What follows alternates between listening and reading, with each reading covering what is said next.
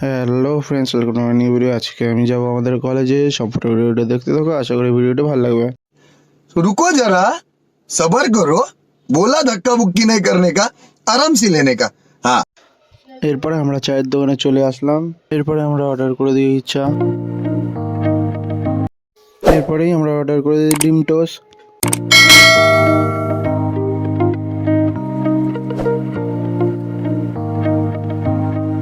এরপরে আমরা একটু গল্প করে দোকান দিয়ে বেরিয়ে কলেজের মধ্যে চলে যাই। चल चल चल चल